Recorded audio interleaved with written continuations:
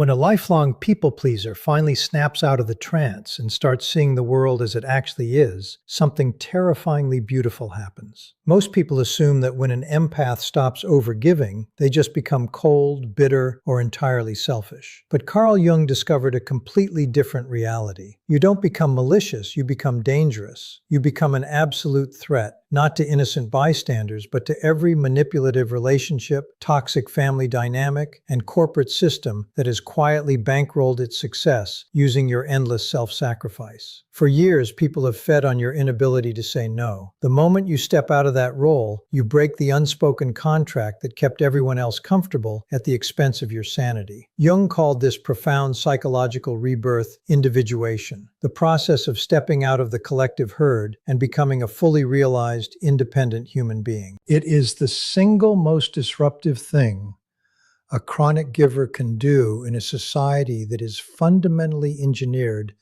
to exploit their kindness. To understand how this revolution begins, you have to picture the exact moment everything shifts. Imagine sitting alone in your car or on the edge of your bed after another brutally exhausting day of playing emotional referee for everyone else. You are physically empty and mentally spent because you just spent the last 12 hours managing crises that weren't yours to fix. You said yes to a favor when your entire soul was begging you to say no. You forced a polite smile through your own deep fatigue just to keep a toxic friend or a demanding coworker comfortable. Right now, your nervous system feels like it is literally on fire, trapped in a permanent state of fight or flight, because you have absorbed everyone else's chaotic energy like a sponge. But this time, something inside you fractures in a good way. Instead of doing what you always do, ignoring your own pain, swallowing the resentment, and forcing yourself to power through, you just stop. You sit in the quiet and ask a single, terrifying question that changes the entire trajectory of your life. What if I just stopped? What if I stopped saving people who refuse to save themselves? What if I let them sit in the mess they created? That tiny, quiet question is what Jung defined as the absolute birth of human consciousness. It is the moment the matrix glitches. Once you dare to look at your life through that lens, the illusion is permanently shattered, and there is absolutely no going back to the blissful ignorance of your old, compliant self. Let's strip away all the modern, fluffy spiritual terminology and talk about the raw truth that mainstream self-help gurus completely ignore. Your hyper-awareness, your deep empathy, and your uncanny ability to read the energy of a room the second you walk in is not some mystical superpower you were blessed with at birth. It is what psychologists call survival sensitivity. In plain terms, it is a sophisticated trauma response cleverly disguised as profound compassion. You didn't develop this radar because you were born an angel. You developed it as a child because you lived in an environment where it wasn't safe to be blind to the moods of the adults around you. You learned to scan faces, decode vocal tones, and anticipate emotional storms just to keep yourself safe and secure. Over time, this survival mechanism hardened into a personality trait. You became completely addicted to being needed, constantly fixing, healing, and rescuing everyone around you, because your brain learned that being useful was the only way to guarantee you wouldn't be abandoned. You traded your authentic identity for a role, believing the lie that you are only valuable if you are actively draining your own well dry to keep others hydrated. When this realization finally hits you, it is never a gentle, peaceful awakening. It doesn't feel like a warm meditation session. It feels like an absolute train wreck. Jung perfectly described this psychological crisis as a collision with the unconscious. It is a violent, shocking awakening where you are forced to look in the mirror and realize that your entire identity, your friendships, and your daily habits have been built on a monumental lie. You have to swallow the bitter pill that you were never actually required to carry the emotional weight of the world, and that you willingly let people walk all over you just to buy their temporary approval. The moment that bubble bursts, your psychological dam breaks, and your shadow self surges to the surface. For an empath, the shadow doesn't contain hidden evil desires. It contains pure, unadulterated, frozen rage. It is a massive reservoir of deep anger at every person who took your kindness for weakness, every emotional vampire who bled you dry, and every partner who watched you drown without offering a hand. This rage isn't something you should fear or suppress. It is your healthy biological boundary system trying to scream its way back to life. It is your voice demanding to be heard after years of being choked down. When you finally integrate this shadow, you undergo a massive software update. You become consciously selective. You gain a sort of psychological X-ray vision. You can spot a guilt trip from a mile away. You instantly recognize manufactured drama, and you see right through the subtle manipulation tactics that used to keep you trapped in a cycle of endless giving. You don't become a cruel or bitter person, you just become a clear one. You stop tolerating a life built on your own slow destruction, and you finally step into your true, unshakable power. The 8 signs of conscious awakening. 1. The energy reversal. The very first indicator that your consciousness is shifting is a massive internal redirection of your life force. For your entire life, your energy has functioned like an open valve, constantly spraying outward to fix, soothe, and stabilize everyone around you. You walked into a room and immediately began scanning for who was anxious, who was angry, or who needed their ego stroked, unconsciously bleeding out your own vitality to balance their scales. When the awakening hits, that valve completely shuts off, and the flow reverses. Your energy begins to pool back into your own reservoir. You will notice a shocking change in your daily stamina. You no longer leave basic social interactions feeling like a hollow shell because you have subconsciously stopped absorbing the toxic moods, petty complaints, and heavy anxieties of the people around you. You become structurally insulated. The chronic, heavy exhaustion that you thought was just a permanent part of your personality begins to lift, replaced by a grounded focus on your own well-being. Most importantly, the sticky, sickening guilt that used to paralyze you whenever you even thought about protecting your space completely evaporates. You realize your energy belongs to you, and you finally have the fuel required to build your own life instead of constantly sustaining theirs. 2. The death of the mask. The second sign is the complete, irreversible disintegration of your social persona. Carl Jung spoke extensively about the persona, the psychological mask we wear to fit into society and secure love. For the unawakened empath, this mask is always the same. It's the character of the endlessly nice person, the tireless helper, the saint who never complains, and the reliable worker who absolutely never says no. You wore this mask for so long that you forgot your own face, believing that if you ever took it off, you would be rejected and abandoned. But as your awakening deepens, this mask becomes physically and mentally impossible to maintain. It starts to feel like a suffocating straitjacket.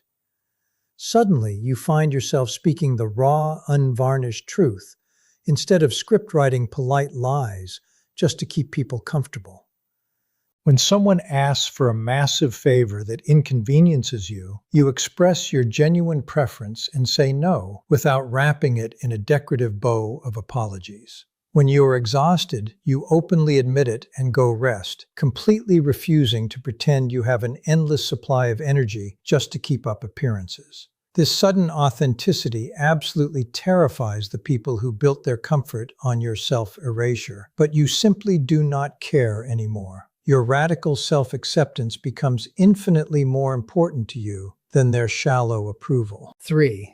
The projection recall sign number 3 is a brutal but liberating mental shift called the projection recall. Because empaths possess a massive, beautiful capacity for genuine care, deep loyalty, and emotional depth, they naturally assume that everyone else operates the exact same way. For years, you have been projecting your own golden qualities onto profoundly hollow, manipulative, or emotionally stunted people. You fell in love with their potential rather than their actual performance, spending months or years making elaborate excuses for their toxic behavior, telling yourself they were just misunderstood, stressed, or secretly hurting deep down. During a conscious awakening, this optical illusion shatters. You pull your projections back and start looking at people with cold, clinical realism. You stop listening to their empty promises and start judging them strictly on their consistent actions. You see them exactly as they are, not as you wish they were. Along with this comes a massive revelation about your past irritation.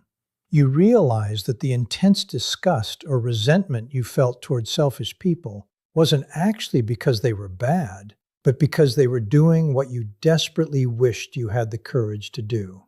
You were irritated by their boundaries because you had suppressed your own healthy selfishness for so long. 4. Sacred selfishness. As the awakening takes hold, your boundaries cease to be casual suggestions and instead become absolute, non-negotiable law. In the past, whenever you tried to set a boundary, you would deliver a frantic 20-minute monologue filled with excuses, justifications, and apologies just to soften the blow. You were essentially begging the other person for permission to protect yourself. Now you discover the absolute majesty of a simple, clean, standalone sentence. No, I can't do that. You offer zero elaborate explanations because you realize that your time and peace do not require a defense attorney. As you implement this, you will notice a fascinating psychological pattern.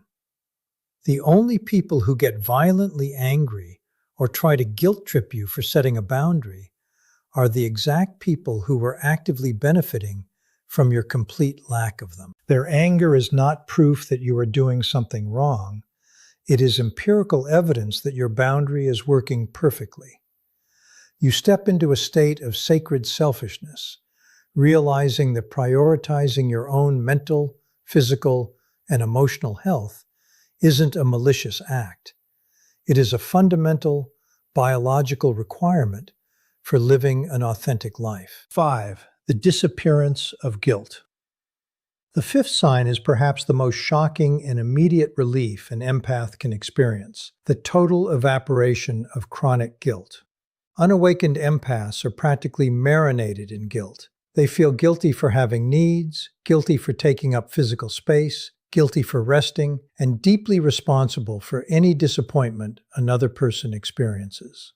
Your entire life has been weaponized against you by people who knew exactly how to pull that guilt string to get you back in line. But when you step into psychological sovereignty, that internal manipulation mechanism breaks. The next time a toxic family member, an entitled friend, or a demanding partner looks at you and says, "You've really changed," in a cold, disappointed tone, something incredible happens inside you. You no longer freeze, panic, or rush forward to comfort them or prove your loyalty. Instead, a quiet, unshakable smile hits your soul, and you think to yourself, yes, I absolutely have changed, and that is the entire point of this journey.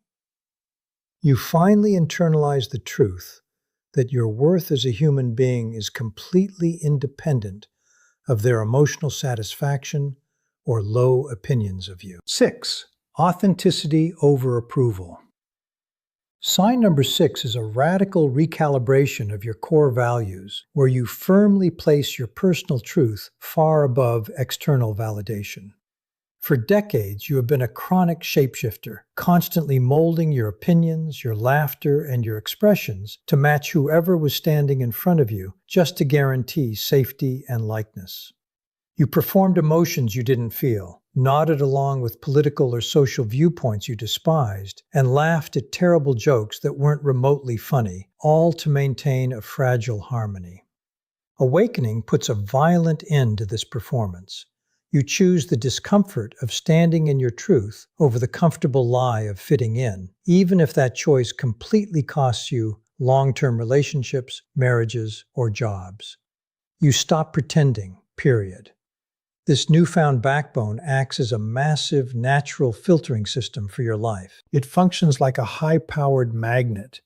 It will immediately repel the users, the narcissists, and the emotional parasites who can no longer control you, while simultaneously drawing in authentic, secure, and deeply grounded individuals who respect your strength. 7.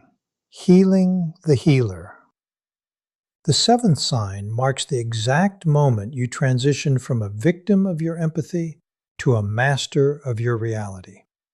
Almost every single empath on this planet starts out as a wounded healer. You have been desperately running around trying to fix, parent, and rehabilitate every broken adult in your vicinity as a subconscious coping mechanism to avoid looking at your own deep, unhealed pain. It is infinitely easier to focus on someone else's chaotic life than it is to sit quietly with your own trauma. Awakening forces a mandatory mirror in front of your face, violently turning your healing gifts inward for the very first time in your life.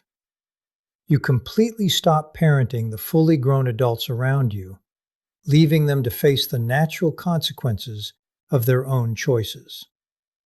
Instead, you turn all that massive compassion, patience, and nurturing energy toward your own inner child. You start asking yourself the foundational question you've ignored for decades. What do I actually need right now? You finally stop trying to pour water into everyone else's cups, while your own well has been bone dry and cracked for years. 8. Conscious connection.